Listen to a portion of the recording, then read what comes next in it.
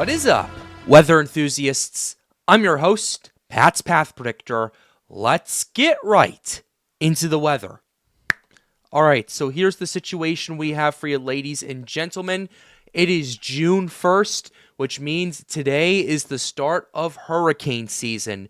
Hurricane season goes from today until November 30th, and that's what our main focus is going to be on with this channel, mainly tropical content, although we will be doing some new content as well, mainly for those who are traveling over the summer. We're going to be talking a little bit more about that a little bit later, as well as in our live stream tonight, which is at 7 o'clock Central Time, 8 o'clock Eastern Time. We are going to be streaming tonight for the start of hurricane season, mainly to go over the parameters once again, how you should prepare, as well as show you some of the fun tools we've been working on at Storms United over the last year. So we have a lot to talk to you about today, so let's go ahead and dive right into it right here. Let's go ahead and start with what the National Hurricane Center has pulled out. We have an area of interest in the Eastern Pacific right here to kind of kick off hurricane season in the Atlantic region. We are still going to talk a little bit about this, mainly because there are some people that are potentially going to be impacted in the Eastern Pacific that watch this channel, so we want to cover them a little bit first before we get into the main meat of things. So here's what we have going on. An area of low pressure is forecast to form offshore the coast of Central America and southern Mexico during the middle to late portions of next week. I apologize. Once it forms, the disturbance is expected to move generally westward to west-northwestward around 10 miles per hour. Environmental conditions are expected to be at least marginally conducive for gradual development of the system, and a tropical depression could form by the end of the week. 40% probability in the next 7 days, 0% in the next 48 hours, so this is more of a long-term threat. Just wanted to briefly talk about that and touch upon that before we get into the other stuff today. So with that being said, let's go ahead and do that. So essentially, what are we looking at this hurricane season? Well, basically, I'm mainly paying attention to three main things for this season. So here's the situation that we got right now. Basically, what we're looking at potentially is obviously tropical development. That's the first thing we're watching. The next thing we're looking at is impact zones. We've been updating our storm code to kind of accommodate for that, so we're going to be showing more of that when the main threats do start to ramp up eventually. And the third thing we're going to be looking at is kind of exploring is kind of, okay, how did this develop? How is this evolving? And how did the models adjust to it? Just to kind of do a review of it after the event happens. So those are the three main things we're going to be focusing on, at least this hurricane season.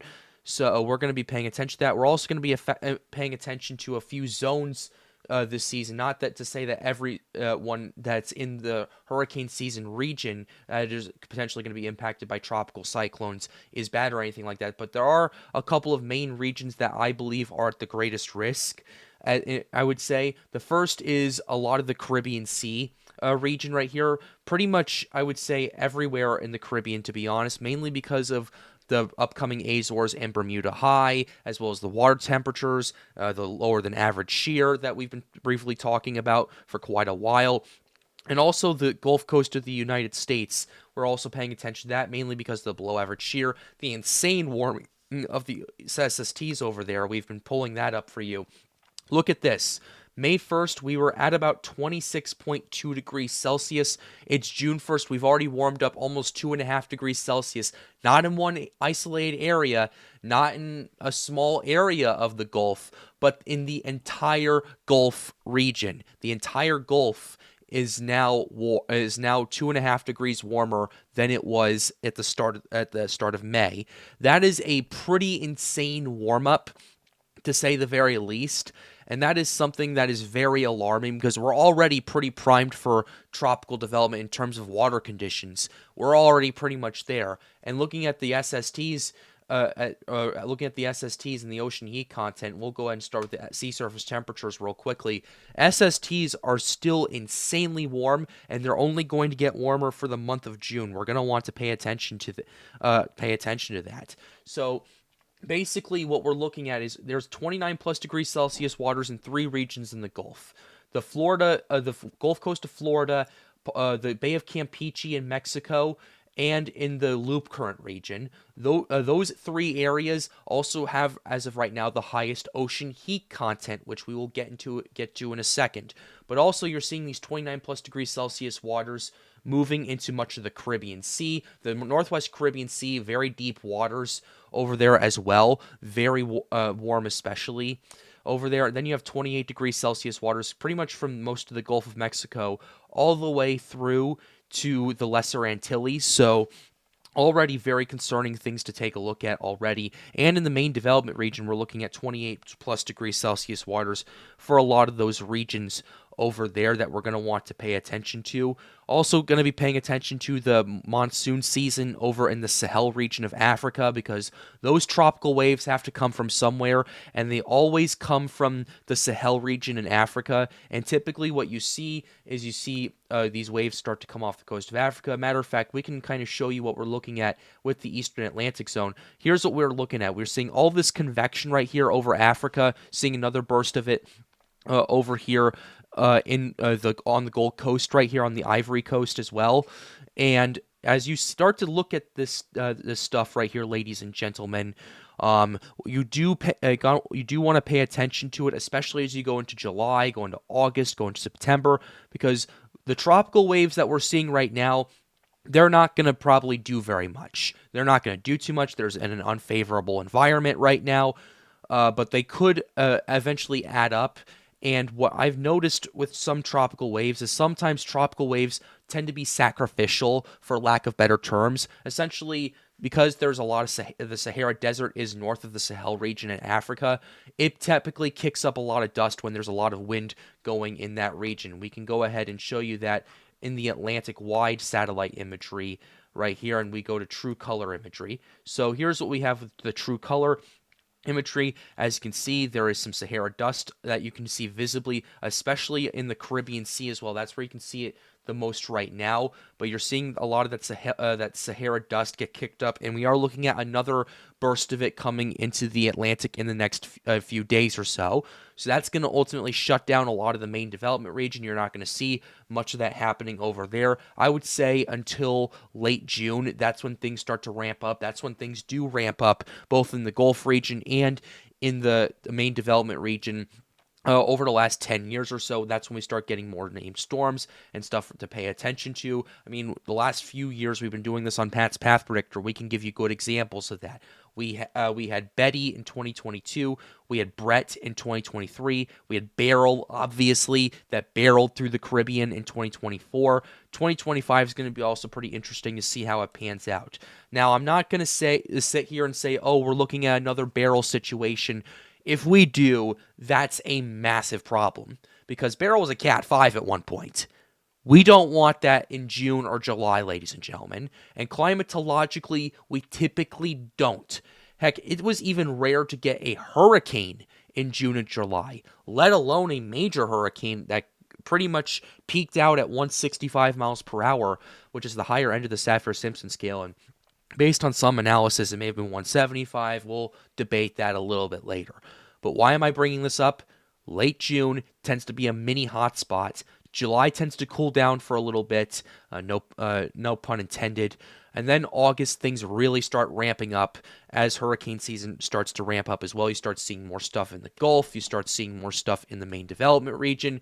You start seeing more waves organize and develop. You start seeing that Sahara air, which really peaks out, I would say, in early July, really start to decrease. You start to see the wind shear really decrease.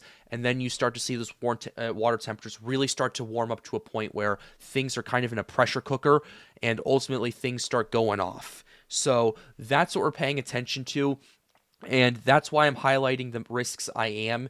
Also because of how the high pressure system in the Azores and in Bermuda is going to propagate, we're going to want to pay attention to that. We're going to go ahead and now show you some climatological runs right here once again to kind of show you, okay, we're looking at this right now, but what are we potentially looking at? Because we do have the first runs of the CFS runs for the month of June right here. So here's what we have going on. This is for precip. Then we're going to go ahead and get to main sea level pressure anomalies, then shear anomalies, and then SST anomalies. So here's our moisture anomalies right here for the month of July right here. Month of July, the Gulf region is definitely definitely more moist. You're also seeing the Lesser Antilles region, which is kind of that hot spot we've noticed over the last 10 years that get impacted by tropical systems in late June. You're also seeing a more moist than average region over there. The Central American gyre also is showing an Atlantic tilt potentially for the month of July. You're starting to see more of that ramping up over there, a particularly high anomaly over there off the coast of Honduras over there that we're going to want to pay attention to. And you're also seeing a few pockets of more moisture than average areas in the main development region, as well as that monsoon region in the Sahel region. So you're going to want to pay attention to that. Going into August, it becomes a bit more noise, I would say, around the Atlantic. Yes, the ITCZ is a bit drier than average. That's pretty typical once hurricane season starts to ramp up. And then you do see kind of this more noisy region over here in the Western Atlantic and in the Atlantic Basin as well. Same with September, although September does typically get a bit more dry. October, you start seeing more moisture in the Atlantic Basin, in the main development region, that you're going to want to pay attention to, and same with November as well. That's the first run of the CFS. Let's go ahead and show you the main sea level pressure anomalies right here. For the month of July, we're expecting a much stronger than average Azores high and a stronger pressure than average around Bermuda, which could potentially be the early stages of that Bermuda high starting to develop. So you're looking at least early on at a stronger than average Azores high for the month of July. And that's why I'm putting the Caribbean at such a great risk. That's why I believe out of everywhere in the Atlantic, they're at greatest risk because of the Azores high pushing more systems and driving more systems into that region. And there's not going to be a recurve or anything like that, at least early on. Then going into August, this is where things get a bit interesting. So August, you do see a much lower than average pressure around Europe right here and in Africa as well. But that's not going to really affect initial development in the main development region because tropical waves come off, they move they move easterly. Right there, they move towards the Lesser Antilles. But look at this. We're looking at above average pressures right here near the Bermuda High. And if you want systems that want to drive towards land, which I'm not saying anyone does, but as a forecaster, if that's what you're looking for this anomaly right here. And that's going to drive more of these systems further towards land, and we're going to want to pay attention to that. Then September is more of a free-for-all, I'm noticing. We're going to want to pay attention to that. Then October is a bit... then October, things do start to shut down a little bit in the Atlantic, and then in November, that's kind of pretty much when hurricane season ends. So that's what we have in the CFS. Looking at the wind shear anomalies for the month of July, this is pretty interesting. Gulf region, why did I highlight them as a pretty big risk? I talked about it yesterday. This is why. Lower shear than average in that region especially. And then going into August, Caribbean, look at this, below average. Gulf of Mexico, look at this, below average. I don't care what you guys say in the comments, whether it's one thing or another with the Gulf. I'm going to call it whatever I want when I'm recording the video. Sue me. But anyway, what we have going on right here is you do also have above average anomalies in the eastern main development region. That's not going to really affect tropical development, at least not right away, primarily because these waves are just coming off the coast of Africa, and if they do get suppressed a little bit from the wind shear, it would also help drive more of these systems towards the Caribbean and towards land.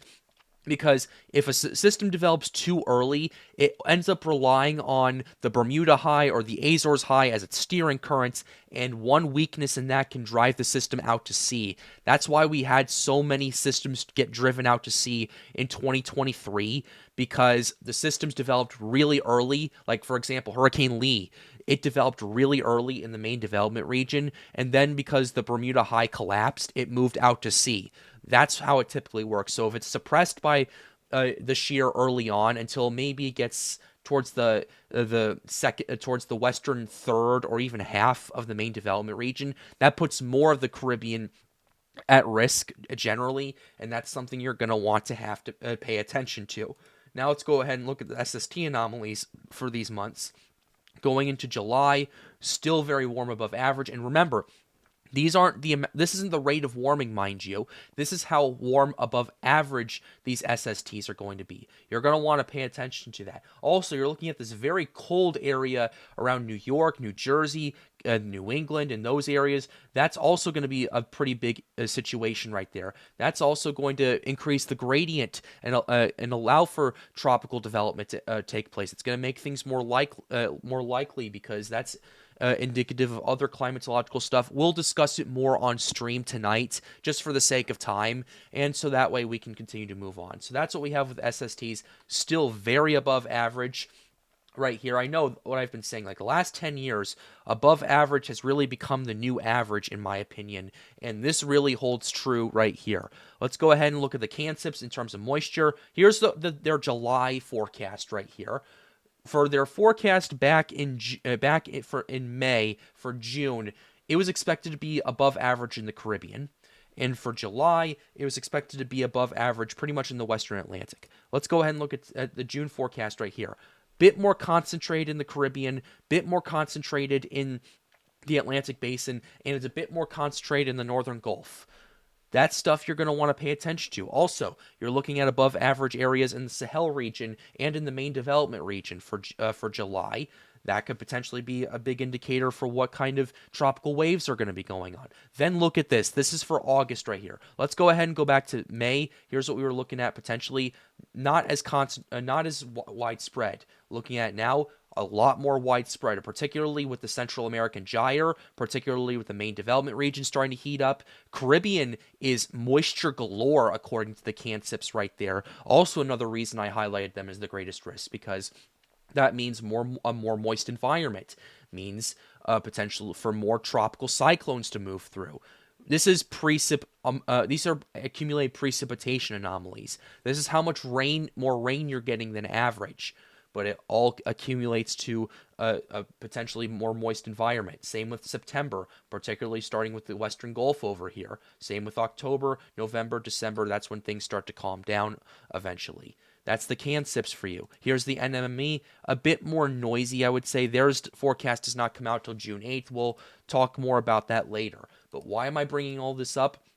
It all adds up, ladies and gentlemen, and we're going to want to pay very close attention to how this season develops and how these cyclones, once they start to develop, how they kind of pan out. So that's kind of what we're looking at right here. Now, what are we going to do about it? Are we going to sit here and cry and make clickbait videos about it the whole time or anything like that? No, absolutely not. That's not what we're going to do. What we're going to do is we're going to forecast this, and we're going to kind of look at all the parameters that we can, whether it's model runs, whether it's observations. We have a lot more toys to play with this season than we did previously, and I've been very proud of my team at Storms United for getting their stuff together and getting all of these products done. They've done a lot of work over the last few months, kind of in our quote-unquote off-season. Our off-season here on the Pat's Path Predictor channel has kind of changed since last year as well. It used to be we mainly cover hurricane season, and then we'd be sporadic for about 6 months after that. Winter weather coverage has been something that's continued to be very successful and something I'm continuing to get more interested in, and we're continuing to do that. So our quote-unquote off-season has been cut down by about 3 months. So severe weather season is basically when our off-season is, and that's when we do most of our work behind the scenes. That's why I wasn't around for a couple of months, because we were mainly working on stuff behind the scenes, also school. So ultimately, that's the main stuff we're looking at. But one product I do want to show you before I close out this video is this. This is the site I've been getting all the SSTs and a lot of the other stuff right here. One of our newly kind of appointed mods, Yoshi, created a website that we've been using here on the Pat's Path Predictor channel that has a lot of things kind of gathered, hurricane specific. Here's what we have. We have SST maps. We have NHC maps right here, vorticity maps, surface observations. These have been very critical for how we conduct analysis here on the Pat's Path Predictor channel. SST maps for the North Atlantic especially. We've been watching these charts right here as well. Also, satellite imagery. This is where we kind of there's kind of links for satellite imagery as well. Whether it's tropical tidbits, United States, North Atlantic Ocean. Just clicking on this right here, This is very critical, and this is very important right here. And this is stuff we're going to talk more about tonight. I'm going to have Yoshi explain a little bit of his website if he wants to, and we'll continue to keep you updated and monitor all the situations we are here on the Pat's Path Predictor channel. But with that being said, we're closing the video out right here. Stream starts at 7 p.m. Central, 8 p.m. Eastern tonight at 0Z, so be sure you do not miss it. There will be a link to the stream pretty soon after the video goes out, so be sure you click on that, like that, as well as like this video and subscribe to the channel if you are new. The goal, as always, is to get more people engaged with weather, and if you want to come ask us any questions, you want to just hang out with us, or you want to join our tropical team, be sure to join the Storms United Discord server. The link to that is in the end screen. And with that being said, have a wonderful day, guys. Stay safe.